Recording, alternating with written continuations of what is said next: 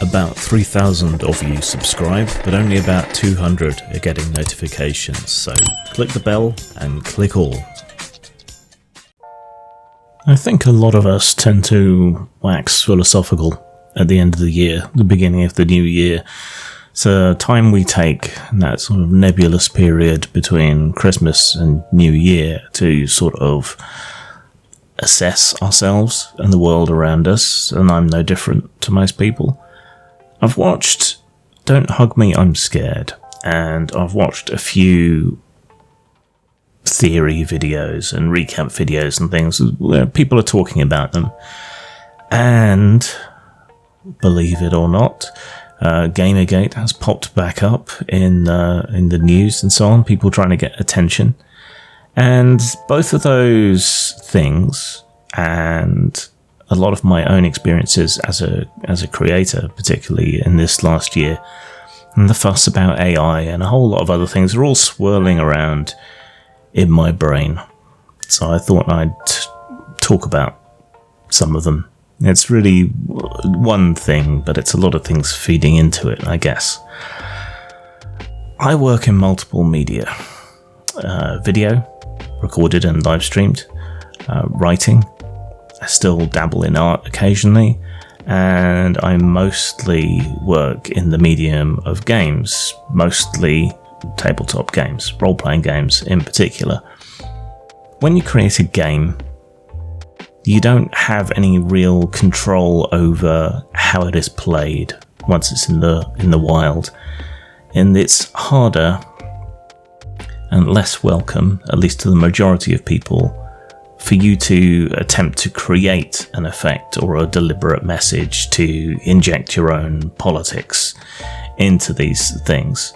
It appeals to a certain subset, perhaps, but to most people they find it kind of off-putting, preachy. It's what I call the Christian rock problem. You let the message overtake the point of the music, and the music suffers for it. And so it is with politics or anything else that you're trying to project. So mostly I don't bother, and I leave my games, for the most part, void of textual politics, as opposed to subtextual. So textual is something overt, subtextual is something implied or beneath the surface. And I leave my work mostly as toolkits and sandpits for people to play in. That kind of freedom is slightly less true of video games, but increasingly in open world games with physics and things that can interact in unpredictable ways, the experiences that people have of video games are becoming more subjective and emergent, despite whatever the authorial intent might have been. One example of this might be in Red Dead Redemption, where people were lassoing and tying up suffragists and feeding them to the alligators because it was funny, and because the characters were annoying in the world, constantly shouting and carrying on. There were no objections when this was done to the Ku Klux Klan NPCs in the world. There were when it was done to the suffragists, but in both cases these are intentionally annoying NPCs in the world, and none of them are real.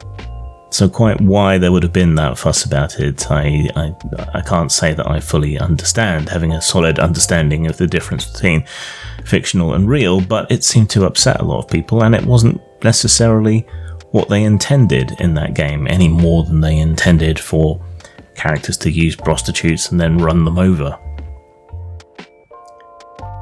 So I've always had a sort of a sense of sang-froid about my ability to shape anyone's thinking or to convey a particular message through any of my fiction, any of my games, any of my art at all, really, except on the most crude sort of level.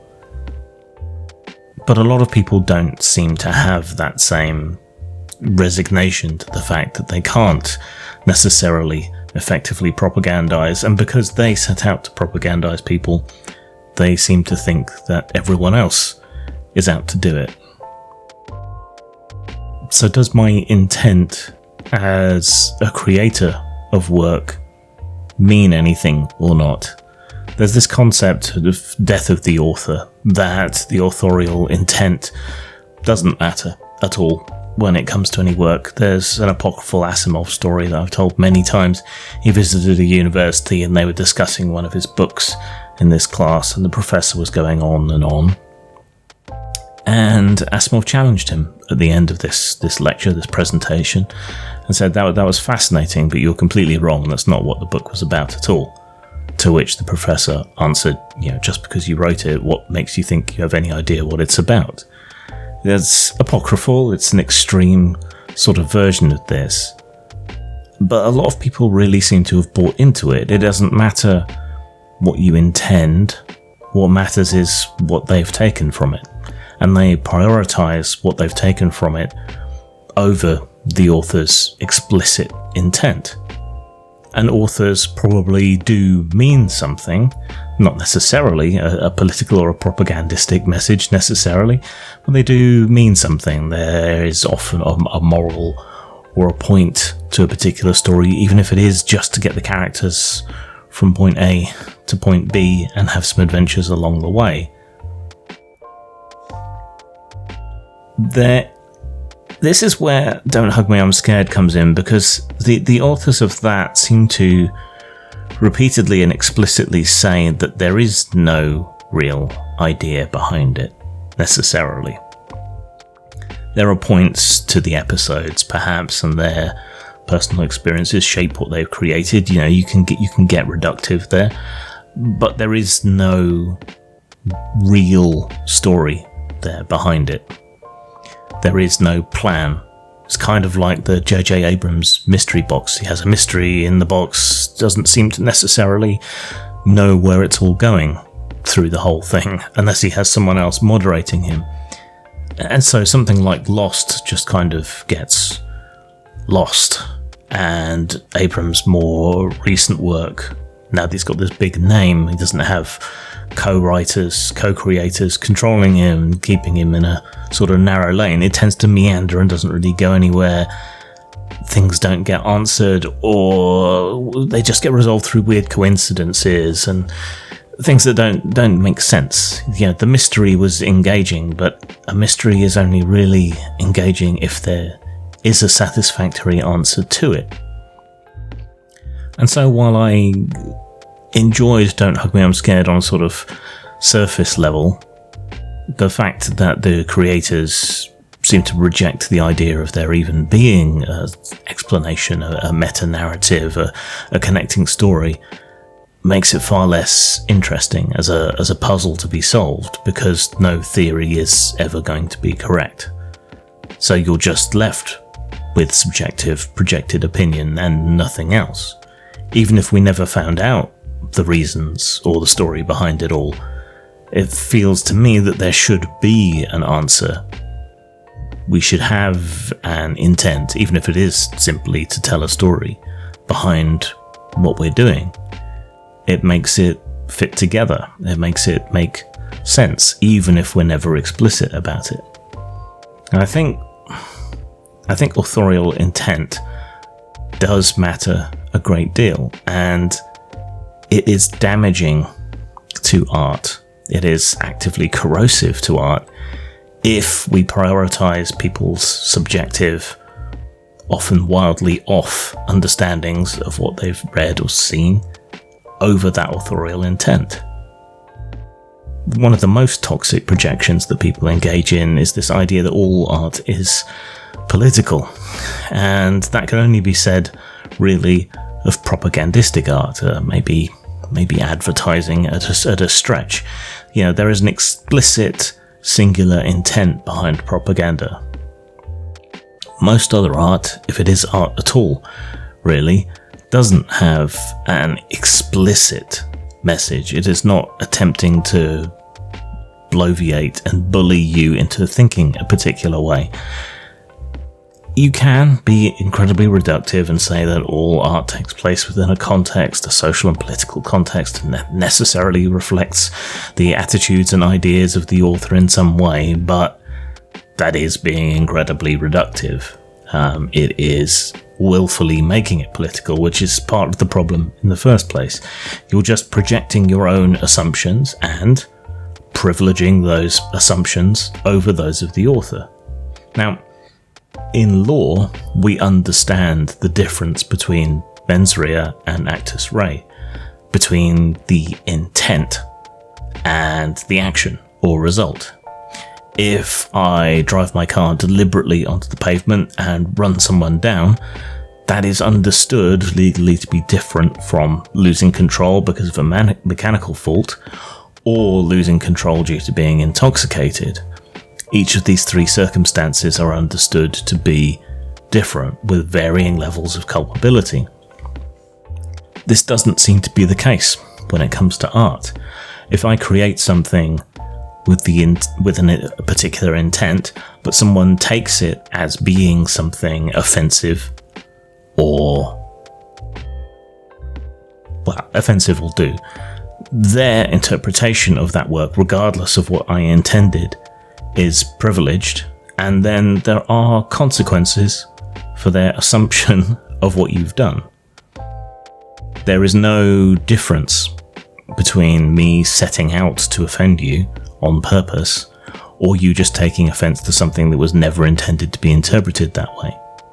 And there is no court for this. There is only the court of public opinion, and the court of public opinion doesn't seem to draw any distinctions between, say, screaming a nigger at someone or saying coloured person instead of people of colour. There's obviously a difference between stumbling over your words and deliberately setting out to scream something racist at someone. But there is no understanding, no forgiveness, no acceptance, no care what the intent is, only the result, and only a completely unnuanced interpretation. A good example, I think, going the other way is where you're not supposed to identify with dark heroes like Rorschach or Dexter. Yeah, you're kind of missing the point if you lionize those characters as heroes, but I think the point of them is escapism. The power fantasy, being smart enough, clever enough to get away with things. The purity of purpose and moral certitude that some of these characters have. The power that they have. It's a simple power fantasy. It doesn't mean we want to be them, though often they have justifications for their actions or excuses for their actions that make them more sympathetic villains. But you can appreciate the author's intent behind those characters and understand and appreciate why people interpret them differently or see something different in them. It's possible to hold those two ideas in your head at the same time, that the author intended X, but my subjective personal experience of this is Y. I happen to particularly identify with this particular character, even though they're intended as the villain of the piece. You wouldn't project people would, and that's the problem. People do think that because some people see these characters and identify with them, that must somehow be the author's intent, and so those kind of characters shouldn't be created anymore. So both things can be important.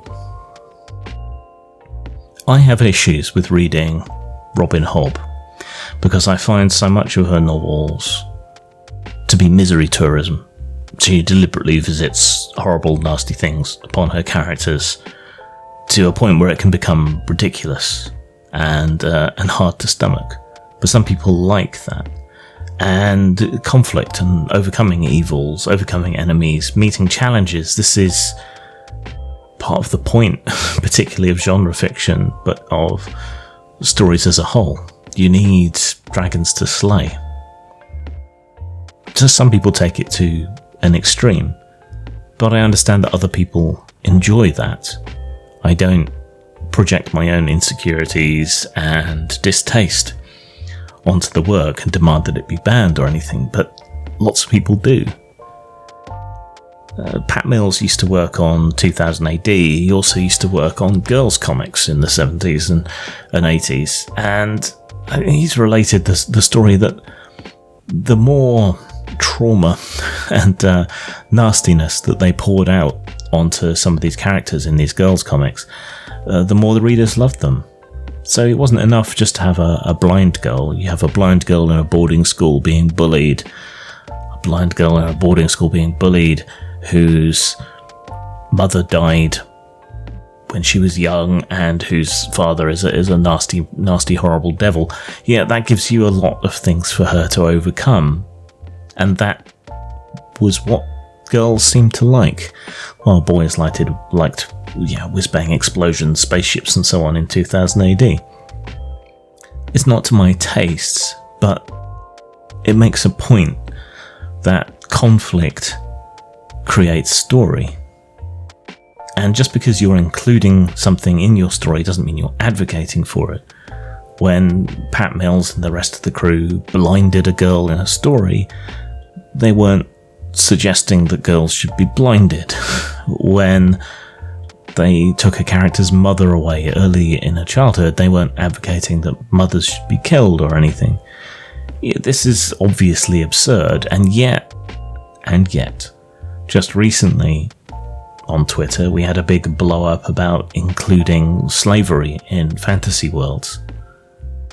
To include slavery in a fantasy game setting does not condone or endorse slavery, but it makes for good stories.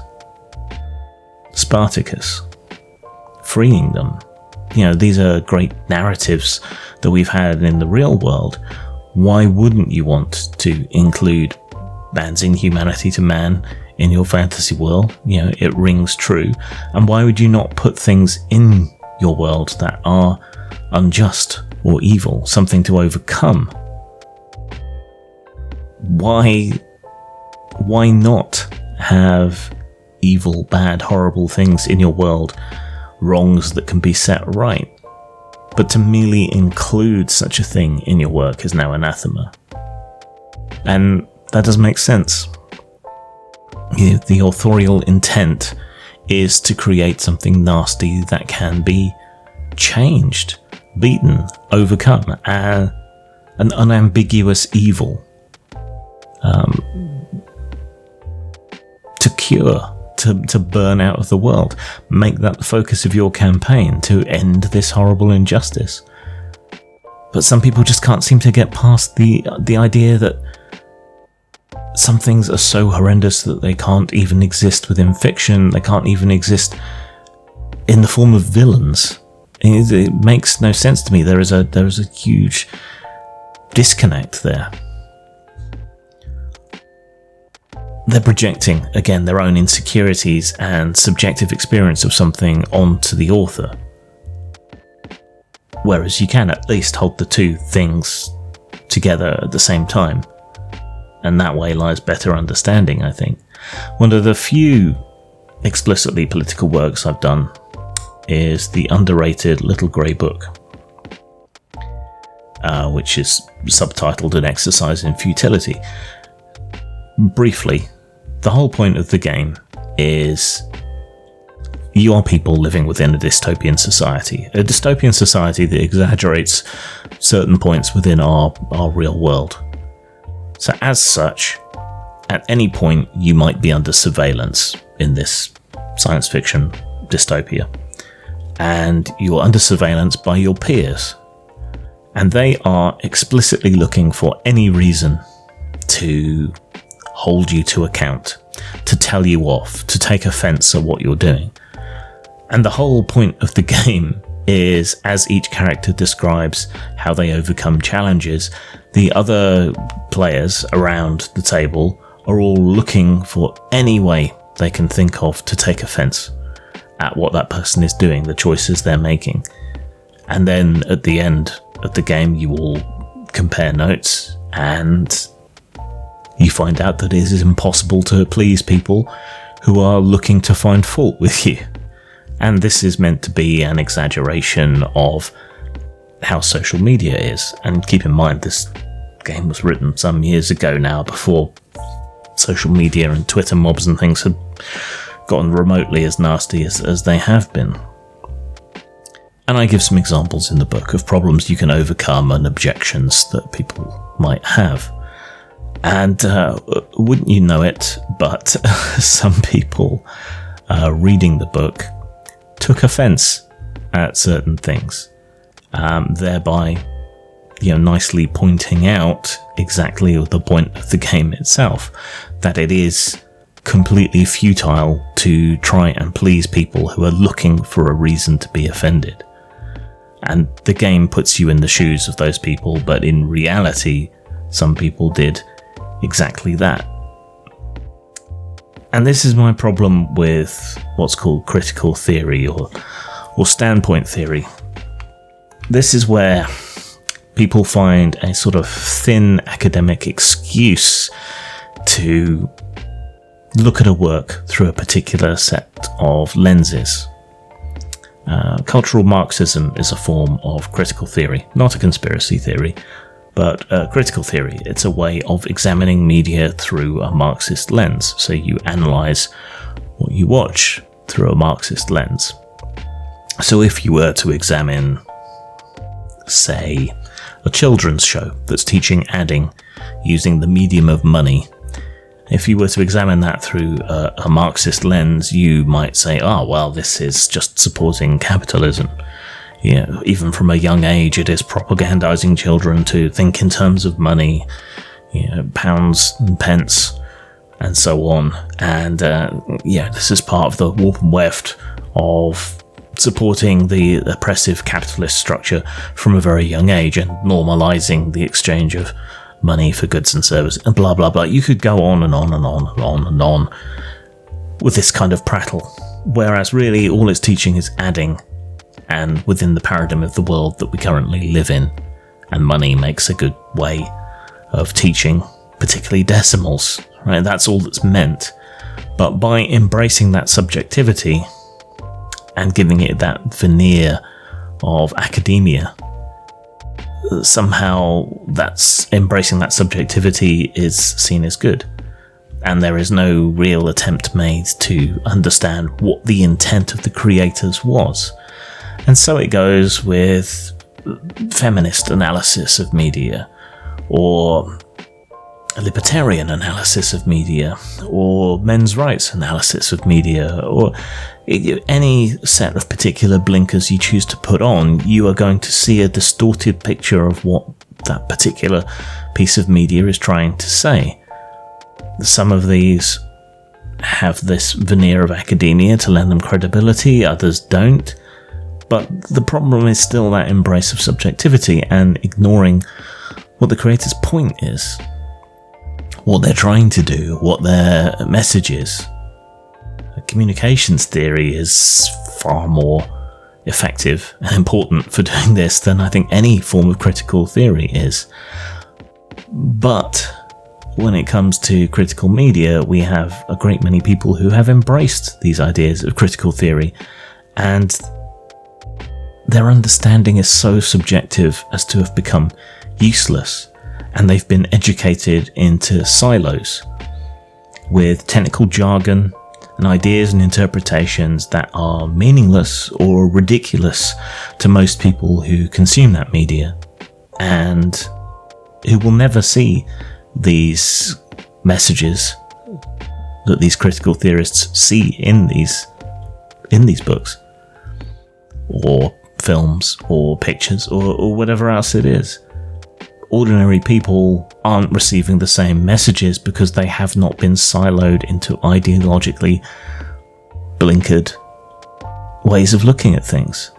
And it's pretentious, and it's off-putting to most people, and it's what makes a lot of media that embraces this idea of subjectivity and critical theory so utterly intolerable to watch, and boring and dull, because it takes what could be useful subtextual interpretation and makes it explicitly textual. This is why we have a negative reaction to strong female characters, or for modern audiences, But the people who are making these mistakes will never understand non-critical theory criticism that comes towards them. Why people are rejecting propagandizing, because they see all media as being propagandistic, whereas most people don't. And there's this disconnect between the two. This is why literary fiction is boring as hell, and why genre fiction is so much more accessible and effective and interesting, and why it's a fool's errand to try and make genre fiction acceptable and accepted in higher literary circles. And this is where Gamergate comes in, and people talking past each other, I think. When gamers were saying they wanted apolitical games, and they wanted objective reviews, the people on the other side of this criticism didn't understand what was meant, couldn't understand what was meant. They said, but all games contain politics because they are reductive and they can't help but see it that way. And they don't think there is such a thing as objectivity in the extreme points of view on anything. Whereas I think, and this is an unfashionable viewpoint, that there is nuance here. What gamers meant by non-political games is that they didn't want to be propagandized to while they were playing. But the critics couldn't understand that because they see everything as propaganda. They see subtext as text. They have their blinkers on, whether it be Marxist blinkers, feminist blinkers, whatever it might be. They can't help. They've educated themselves to only interpret media in that one particular way.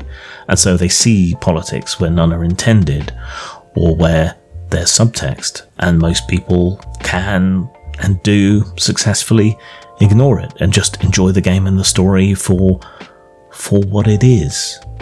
So there was a problem there with talking past each other, and the other problem was that of objective review. I don't think you can't, it's true, you can't have a perfectly objective review of a piece of media because our experiences are always subjective. That is true, but that doesn't mean you can't try. An objective review might be, these are the specifications for the game, this is how many levels it has, these are the controls, facts about the game. Those have no subjectivity, they are just facts. Then you could get into something like low subjectivity. How long does it take to play? Did I find it particularly enjoyable one way or the other? Can I see how other people might find it enjoyable if I didn't like it? Is the music effective and evocative? Is the art effective and evocative? Then there's high subjectivity, which is more, is the story a good one? Things like that. Those are heavily subjective. But you can have all of these sections, all of these parts, all of these levels, all of this nuance in a review, and have it still be more effective than what we were tending to get at the time, which was nonsense completely unrelated to the game, or only highly subjective plus nonsense. Yeah, if you're reviewing Super Mario 12 or whatever, filling out your review with a 2-page rant about Donald Trump, that's not the place for it, right? It's got nothing to do with the game. And the rest of it was the kind of high subjectivity stuff, projecting their own insecurities and issues onto whatever it was that they were reviewing, and thereby providing nothing of use to the vast majority of people reading the review. It didn't tell them anything that they needed to know, or things that were too subjective to be useful to anyone apart from the author. And I get it, there's a lot of frustrated journalism graduates who didn't really want to be writing about games. They wanted to be writing important stories about important things. And so they found a way to cram that into the reviews. They were frustrated, and yeah, you can understand that, but it's not the place for it. And people were just talking past each other. I don't know, this is a meandering philosophical rant about creativity, but we live in an age without nuance, as I've bemoaned many times, and it is wearing, and it is frustrating, and it is a horrible time to be involved in creativity. And to have all this bullshit projected onto you, ignoring what your intent is, even if you're explicit about what your intent is. And so you become reliant on patrons, on fans, on the whales who will support you with more money than other people. And this exacerbates the problem of audience capture, which is why you see so many commentators on places like YouTube, for example, spinning off out of control, because if they want to keep doing this thing that they like doing creatively, whether it be commentary on politics or pop culture or whatever else, they have to please the section of the audience that is willing to pay. And you'll find very few people with enough integrity to piss off their audience from time to time in order to maintain their integrity. There's a lot of pressure on creative people and a lot of projection. And I don't see it ending anytime soon, but at least we can bitch about it on YouTube. Zang. Machinations of the Space Princess is an old-school RPG with a sci-fi setting. The rules are familiar and at once innovative. Opened up so you can play literally any alien species you can envision. Purchase it at RPG Now or Lulu.com.